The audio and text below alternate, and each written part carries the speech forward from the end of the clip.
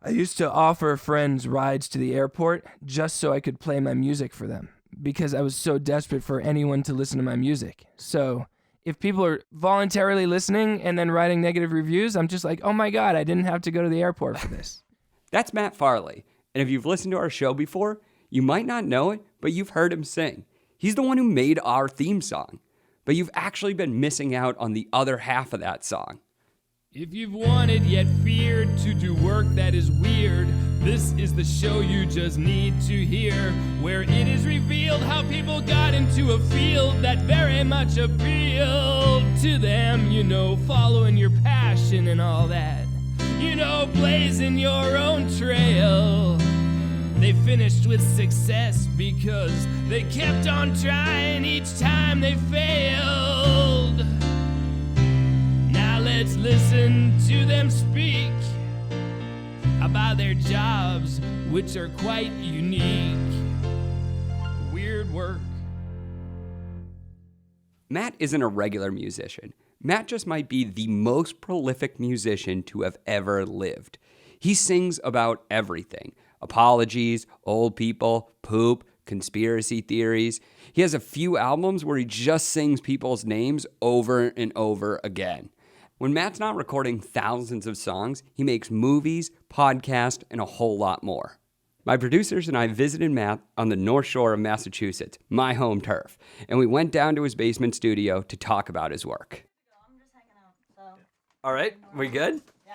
All right, let's get into this. Mm-hmm. Okay, so, Matt, first question. Yes. How many songs do you think you've produced at this point?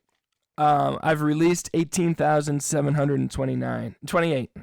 18,728. Yeah. Over how long a period? I started releasing stuff in 2004, but the bulk of it has been since 07, 08.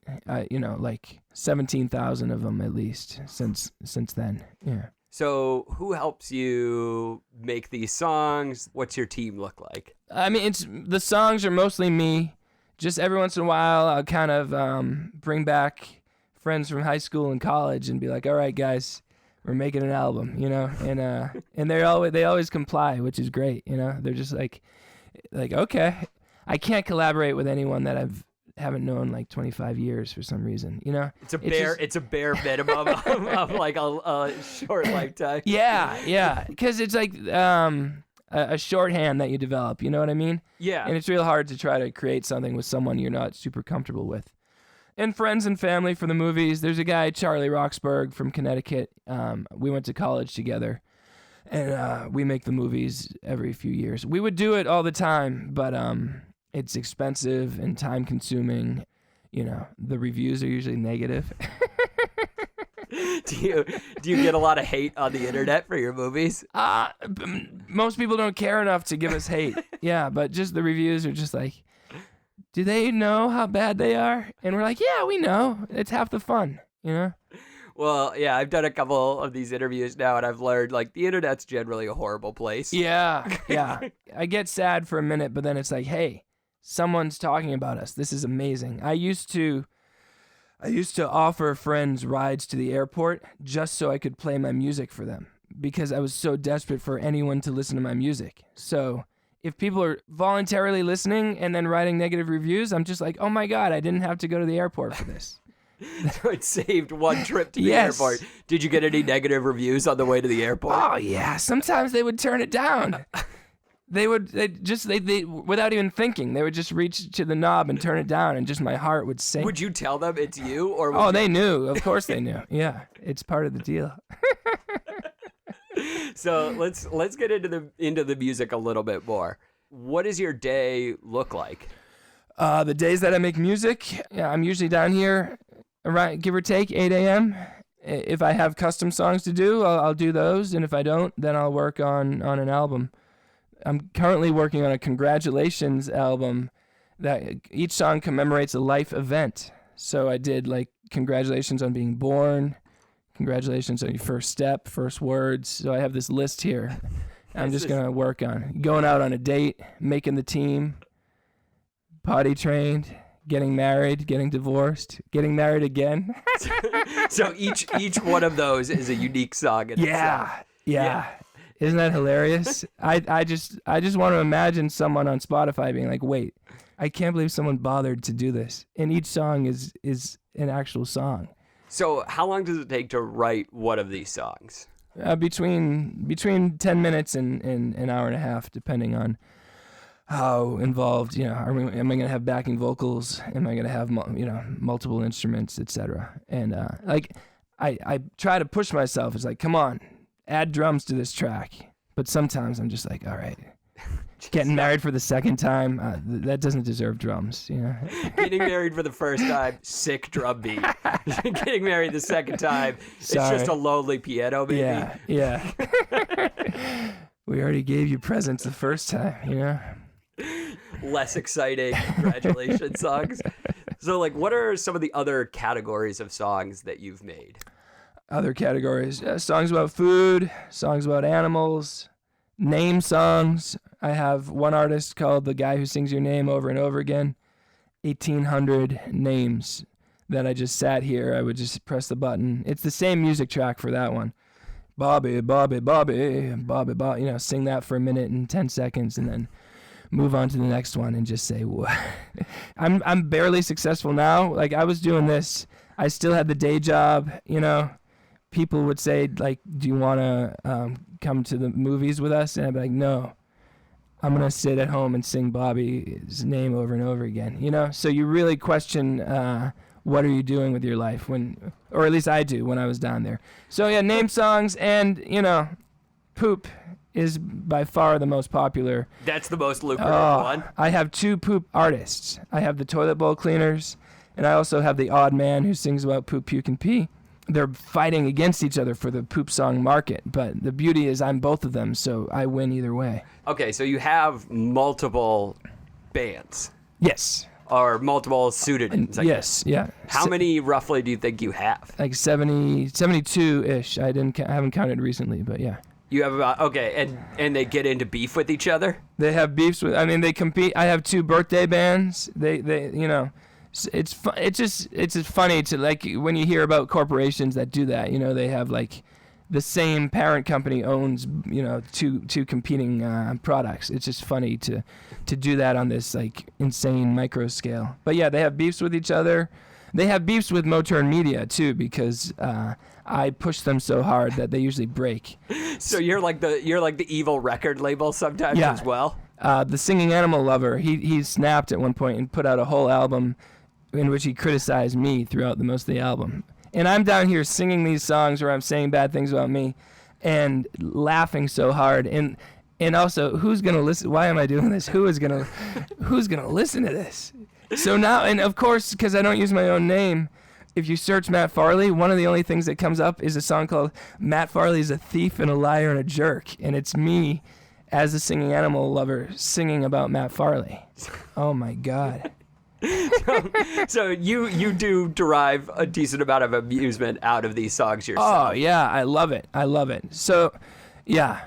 So when people say I'm a heartless spam artist, I'm like, nobody would do this if they didn't love it so much. I love it so much. I'm having the time of my life. I think I'm creating brilliant art, And then there's a recent headline was. This man is cheating the system with my picture under the headline. I was like, what?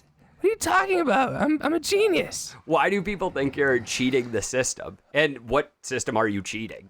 They think I'm cheating the streaming system by making lots of songs that earn me money. But it's like, look, you only think it's cheating if your concept of creativity is very narrow. Most people just think, a songwriter goes off into the fields, and is inspired by the nature and spends months slaving over crafting the melody and the lyrics. And in reality, they're just hanging out, And then they spend they're only spending I don't know how much time Bob Dylan spends on them, but frankly.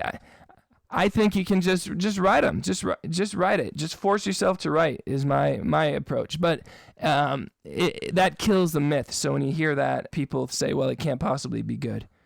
And then if they dig deep enough into my archives, they'll find plenty of bad songs that reinforce those beliefs. So people are just like upset about the volume of music you're creating, not like how much or how much time you're spending on it, or right. Are they listening to the songs, or they're just like, this dude produces a shit ton of songs, therefore it must be bad. Therefore it's got to be crap songs. And then they play the song where I sing Bobby over and over again, and they're like, well, clearly this guy is not an artist. And it's like, well, you can sing Bobby over and over again, and you can also write like a good love song, you know? Are there songs that you're like particularly proud of? Yeah. I mean, I had a whole band called Moe's Haven. It was me and my friend Tom Scalzo from college, and we put out 25 albums. And we thought and think we're as good as Van Morrison and Bob Dylan, writing these great songs, you know. But then we'd get a little silly, you know, because we were big into marathon recording sessions. Let's come over and spend the whole weekend recording songs. So we write these great heartfelt songs. A song called Dig In. I'm really proud of that one. It's just like a good acoustic, I don't know how to describe it. It's good. Love song of sorts? Yeah, like a love song. But then we'd get silly and sing a song called My Goldfish Is Dead, you know? It's actually called My Goldfish Dead. And then what sells, you know? Not the love song, the Dead Goldfish song, though. That's our most popular song. So it's like you're out there, everybody's like, oh, you know, you might be spamming, you're creating a bunch of shit songs, yes. But it's the ones that are like names repeated over and over again. Those are the only ones that sell. and the poop songs are like your top-notch one. Yeah, I mean, they're most popular, and I'm putting I'm putting enough effort into them, but no one's interested in the straightforward songs. If you want to make it with straightforward music, you have to, like, what does Taylor Swift do? She just like inundates the world with her new album. She just like force feeds it to everybody until you just snap one day and you're just like, you know, shake it off. You know, you just can't help it. You just suddenly love that song. So I don't have the ability to do that. So I just got to find, you know, do all this wacky stuff to get noticed, and slowly but surely I'm leading people to the quote unquote better songs. So you're not doing the Taylor Swift strategy. This is not her strategy. You're not like blacking out your like Twitter, making huge announcements about new songs coming out. It's like I feel a little rage when they're like, "Ooh, a new album from Taylor." Oh, you know, 3 years after the last one. I'm like, I've released 37 albums since then. Oh my God. Are you thinking about like starting some beef? She's really good at like starting beef with other artists. Yeah. Are you gonna start beef with somebody? I feel it would be clear that I'm just trying to leech off her popularity. Not that stopped me in the past. So what is like? Do people think you're making like clickbait titles and then writing the songs? Yeah, well, I am also, but people think that, and that's true. but the songs have a certain je ne sais quoi that's quite enjoyable, if you ask me. Yeah, let's dive into the je ne sais quoi. Okay. Yeah, what do you think? What do you think is the like je ne sais quoi of your music? Oh, now I'm on the spot. You know what I like? I like the feeling when you're exposed to a work of art. That feeling that when you say, "I can't believe this exists." You know that feeling. Have you ever seen The Room? Tommy Wiseau's movie, The Room. Oh, the like recorded worst movie ever. Yeah, you're watching it and you're just like, "Oh my God, I can't believe this exists." They made the entire movie. Oh my God. And so some of my songs are like the musical equivalent of that. You're just like, wait, why would anyone do this? I don't like. I would think that you listen to some of these songs, it just blows your mind. Like, who would write a song about every contributor to This American Life? That's insane. And you would. I would. So what is like? Where do you see this going? Like bigger productions, bigger movies, hit 1 million songs. Yeah, I mean, I want all those things, but I mean, ultimately, if I can live a middle class life, making music, and afford to lose a few $1,000s every couple of years making a movie, that's success to me. Don't get me wrong. Of course, I'll try out $1 million, but here's to let's have lower expectations. Should a song make you enough money that you can have multiple houses across the country? I don't know. It's just a song, I'm super happy. If I get no better than this is so good.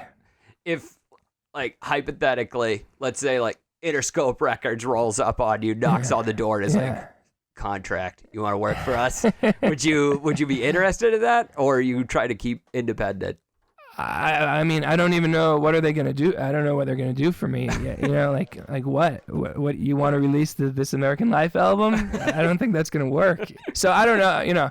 I wouldn't close the door. Interscope. My number is 603-644-0048. But I'll talk. I'll hear what they have to say.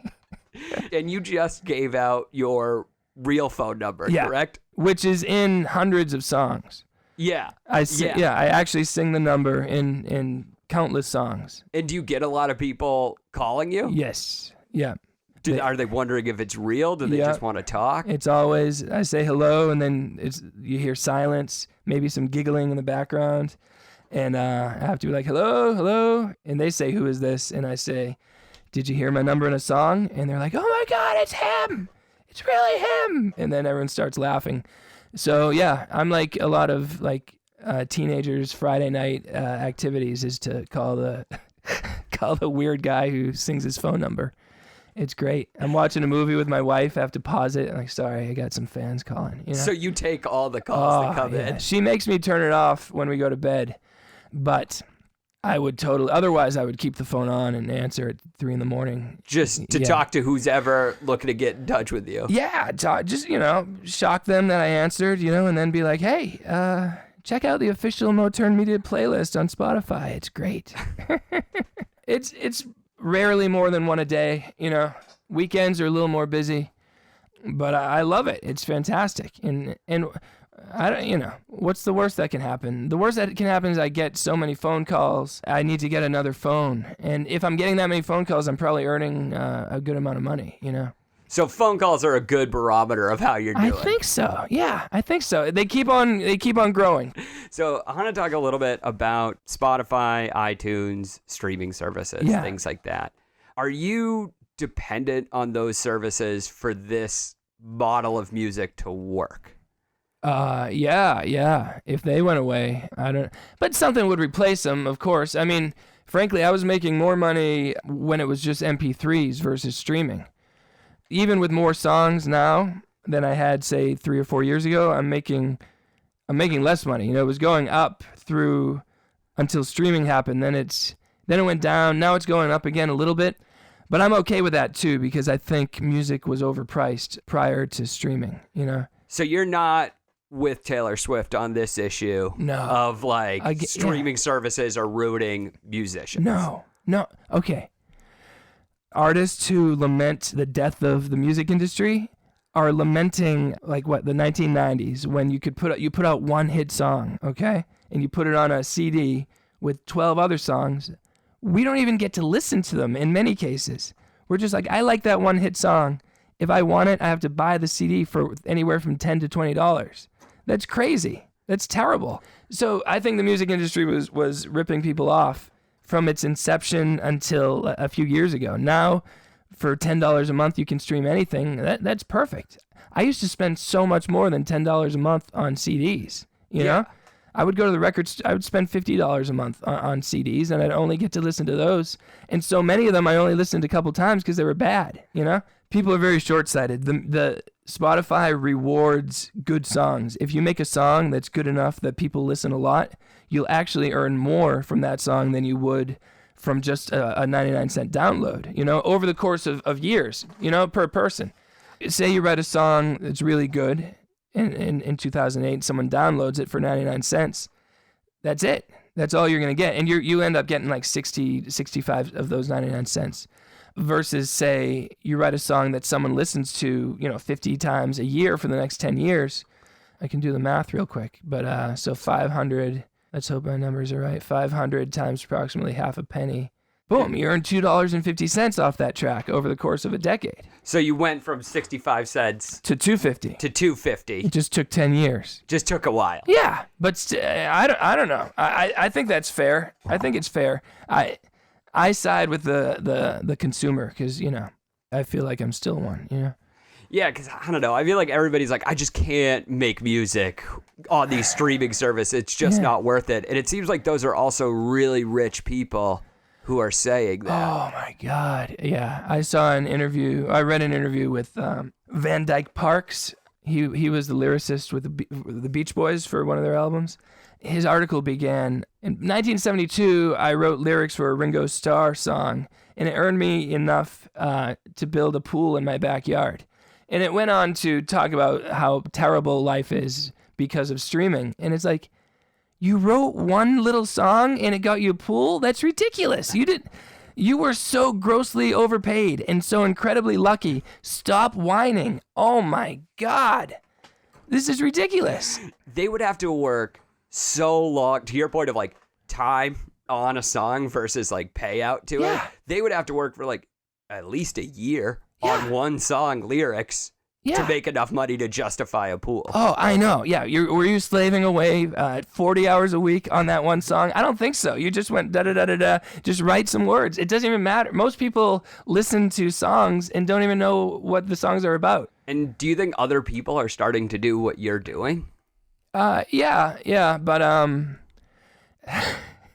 don't want to get too much on my high horse, but it's like after a week, most people would quit because they'd be like, this is crazy. Because they're just saying the same name over and over again. Either I'm saying the same name over and over again, or I'm writing, I just wrote a song about an ostrich, and now I'm going to do a song about a fox, and this is insane. And, again, forgive me for bragging, but it's like most people would be burned out really quickly coming up with lyrics or melodies and just start watching TV. So, and the pay's not that great, $20,000 a year is what I'm bringing in from all these streaming sites, which is great and amazing. But I mean, it's not. Yeah, you're like waking barely up minimum wage. Yeah, you're like waking up at 8 a.m. and just churning out songs all day. Yeah, but because of these songs, I've gotten a bunch of custom song orders, which I make even more money off that. So that's big. So what are some of the custom songs you've done? Luckily, Reply All, those guys will use me every once in a while, and so that's like a free ad for me every time they use my song. It's great. They're like, do you want us to pay you? I was like, no, just say my name again. And then the next week I get 40 custom song requests. And they're usually birthday songs, anniversary songs, wedding songs. Any particular favorites that stand out to you? There's a guy who was put into a medically induced coma for 2 weeks, and his friends had me write a song welcoming him back from it and telling him what had happened in the world over the last 2 weeks. Which, out of curiosity, which 2 weeks were those? Do you remember? It was the week that LeBron James went back to the Cavs. So that would be like July of 2014-ish or 30. I don't even, one of those. Yeah, July of 2014, I think. Yeah. So that was a big topic of the song. LeBron's return. I ended up talking to him. He confessed he's not a sports fan. I was like, oh well. That's fun. Then there's weird, other funny thing. Sport, like amateur sports teams, not even amateur, just like teams that, like the rec team in the town, they want their own anthem, so I'll write an anthem about the team. In the custom songs, like anthems, party songs, dance songs, is there a favorite for you to write? I like it if it's super silly. That's easy. When I'm trying to do the mix of some jokes but some sentiment, that's a little tougher. But also super serious is easier too. So like if I have to do just a love song for someone's 5th wedding anniversary, it's like, all right, tell me the history of your relationship, and I'll make a song out of it. I feel comfortable doing that. It's daunting at times, Here I am putting this couple's relationship to music. That's a big responsibility, but people seem to like it. Last year I did 600 of them, and I don't count that towards my song total either. So the song total is even higher. Wait, what? Our song total, you were at like, what is it? 18,728. You could be over 20,000 songs by now? Yeah. Yes. How do you keep the creativity going? Well, it's like I think it's like running a marathon. If you just try to run a marathon, you might not finish it, but If you run for a few weeks, 10 miles and so on, then before you know it, a marathon, you don't even think twice about it. Likewise, creative energy. It takes you a day to write one song and you're exhausted. And then 3 weeks later, you're writing 3 songs in a day and you're a little bit less tired, and then and on and on. I think. I don't know. Have you ever hit a period of like burnout? Yeah, I hit lots of periods where I'm not feeling it, but then I just continue to write anyway. It works for me. That's how I deal with writer's block or anything else. Just keep writing. As I'm writing, I'm like, this stinks. I don't even like this. But I do it and I finish it because I think it's a bad habit. The habit of not finishing something is very, can really snowball to the point where you have tons of half-finished work. So man, I hate this song. Let me repeat the chorus a few more times anyway, and then fade out and then move on. And then, you know what's amazing?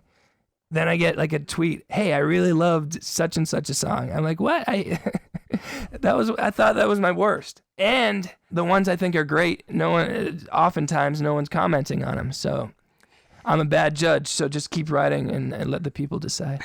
So I know you're on a quest to make $1 million through World Motörd Day. Yeah. Which just happened. Can you explain what that is? So World Motörd Day started where it's, I have a playlist with about 8 hours of my songs. I think it's like 240 of them. And the goal is to get 1 million people to listen to it. And because of how many songs there are, I'll earn about $1 for everyone who streams all 8 hours. So let's get 1 million people to stream it. It's not happening. It's happened 3 years straight. It's very slowly growing, but I get like 300 to 500 people to do it, which is amazing. Again, I used to drive to the airport to force people to listen. Huge come up from that point. And now in addition to that, we have the World Motörd Day Extravaganza, which is a 5.5 hour concert here in Danvers. So it's just like, let's have one day where I really just promote myself so much and a little build up. And how cool would it be if everyone in the world listened to me all day? That would be great. And I earn a lot of money. Oh. What would you do with your $1 million? Oh, just put it in the bank and continue living like I'm living. Just make more movies. You're not getting the pool? You're not putting the pool in the back? My wife wants a pool, actually, so I might have to get the pool. Pool. For her. A pool, the rest of the money's going into the bank until the next World Motörd Day. But I mean, all I want to do with money is make more creative stuff. The only reason I want money besides, the basics is... oh, good. Now we can have like an explosion scene in the next movie, stuff like that. Is that the goal? Like just get a big explosion in at least one movie? I mean, I don't love explosions necessarily, but yeah, each time we want the movie to be better. I mean, but ultimately, it's like, give me the middle class life. If I can have middle class life making music, I won. Anything else is gravy. If I get it, I'll be incredibly lucky, and I hope I don't turn into one of these head in the clouds superstars who drive me nuts. Well, I hope you're not soon making millions and then writing articles about how Spotify's fucking you over. I highly doubt it, but hey, I'll give it a try. Yeah, I'll take the millions and see what happens. Yeah, so let's get Matt some millions so we can see how this works out. Thanks. And a pool. Thank you. Matt, just want to say thank you so much for being on the show. Really appreciate you taking the time today. It was awesome talking to you. I had a blast. Thank you. Yellow, this is Sam again. If this is the first time you've heard the show, please subscribe. I'm not about to get fired, but it's definitely on the table if people aren't listening. I also want to read you a review we got that I've been thinking about. Quote, I love this podcast. Truly fun and fascinating. People are so creative. The thing is, the user who sent us this goes by Tiger Racing, and I have so many questions. Tiger Racing? Do you use tigers to race? Do you race tigers? Are you faster than a tiger? Is it something else? If you are Tiger Racer, or you know someone else with a weird job, please send me an email at hello@weirdworkpodcast.com. You might even end up on the show. All right, finally, I'm going to play us out with a song that Matt wrote just for this interview. Enjoy, and see you next week.